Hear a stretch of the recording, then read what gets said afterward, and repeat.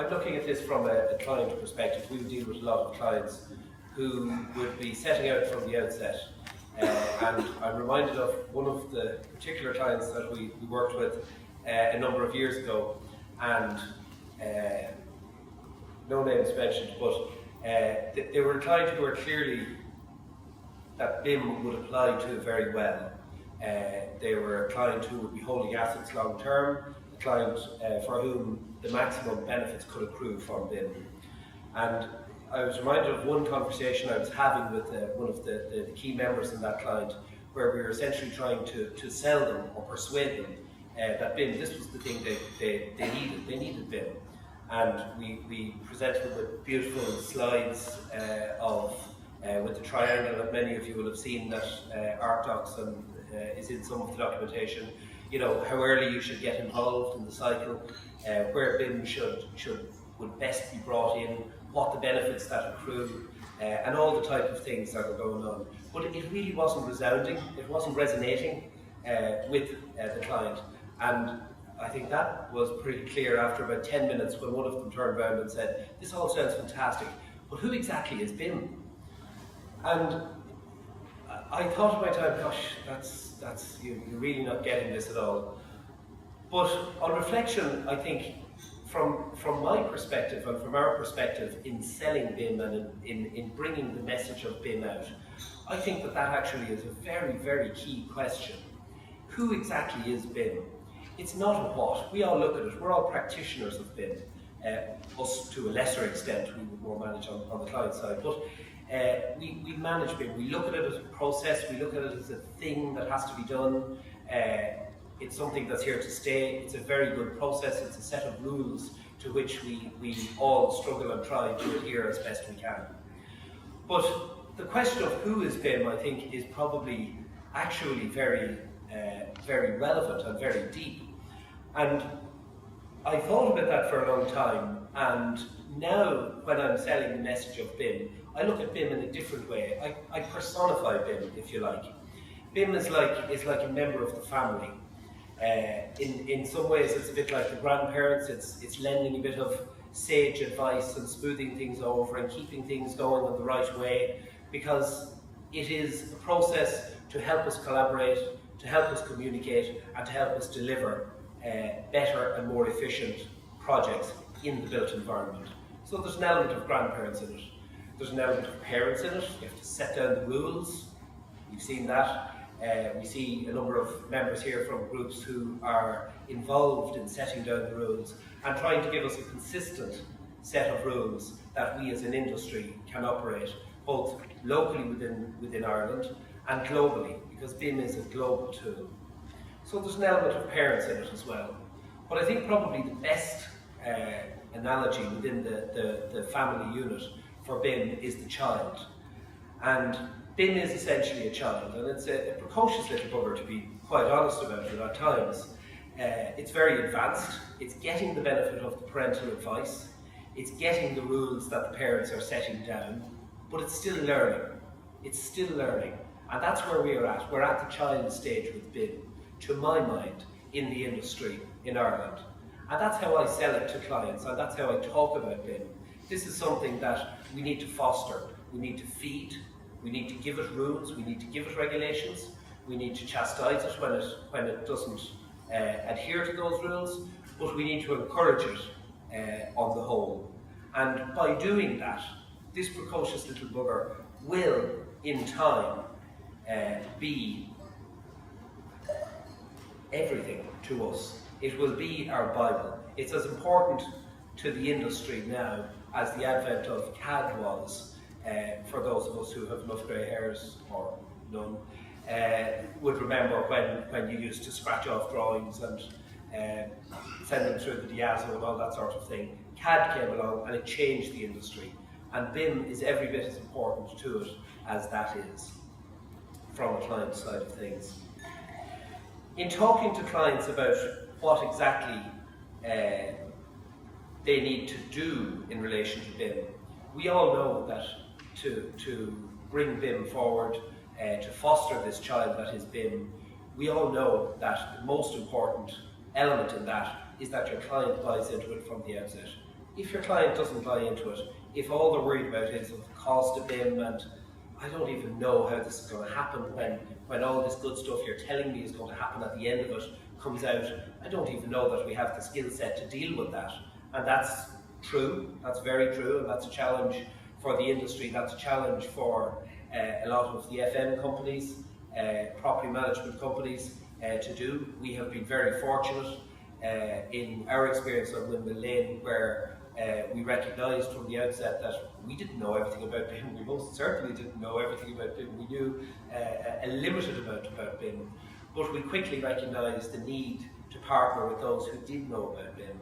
And obviously ArcDocs, in the guise of Ralph, who has just spoken, and in the guise of John Mokler as well, we saw collaboration on as our expert guidance through this whole BIM route.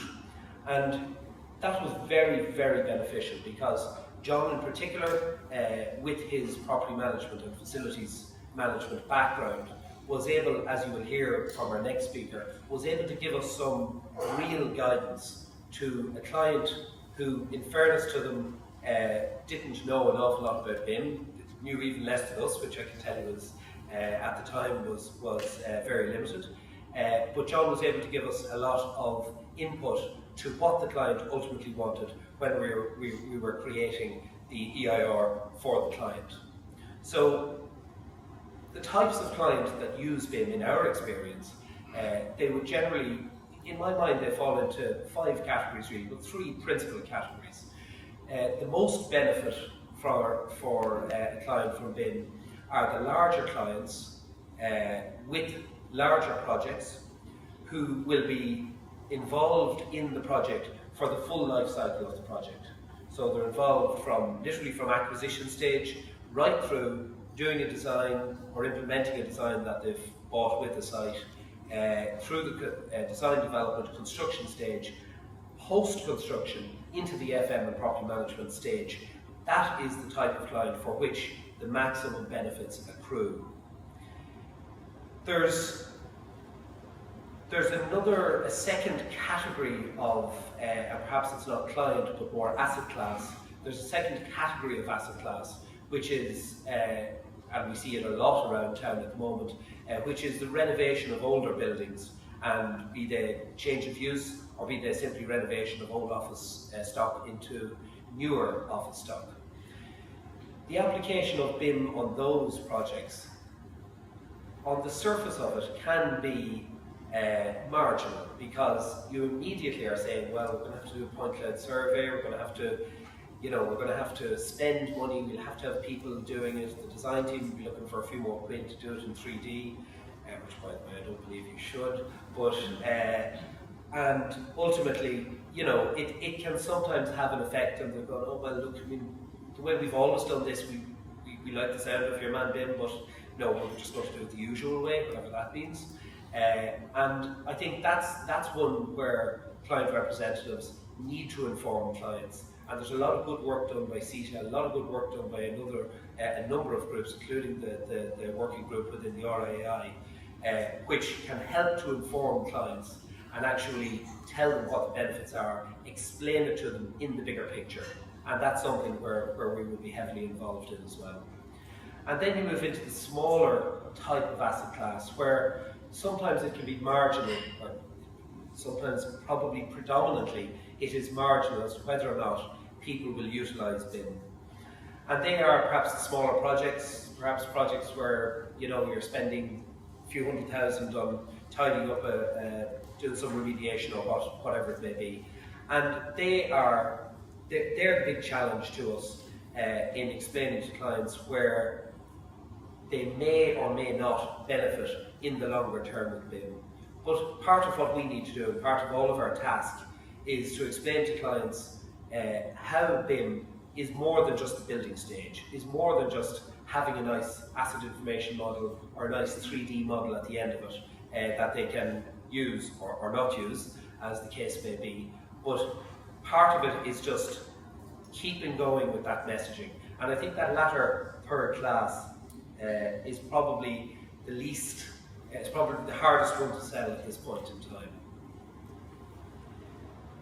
Another element that we, ownership of the model, look, that's very important. The way we set about it on Windmill Lane, we just set it out from the outset. The ownership of the model is with the client. It's as simple as that. It's something we took a lot of advice on. It's something we wrote into the contractual documentation, and it's something which I think all of these things need to be clear from the outset, from anyone's point of view, who ultimately owns the model. You have traditionally in your 2D, and there are a lot of architects present, you have traditionally a situation where we go, well, they're our design, that's our drawing, and that's our copyright, and that's our intellectual information. So that's something which has to be gotten around, and I think by just considering it and dealing with it up front, it can be gotten around. The cost of BIM, cost is in inverted commas on this, because the cost of BIM is always seen, or often seen, as the upfront cost of BIM. To me, it's a bit like considering the cost of putting something into a building. That's your capital expenditure on BIM, but the value that you achieve from it over time has to be considered over the life cycle of the project.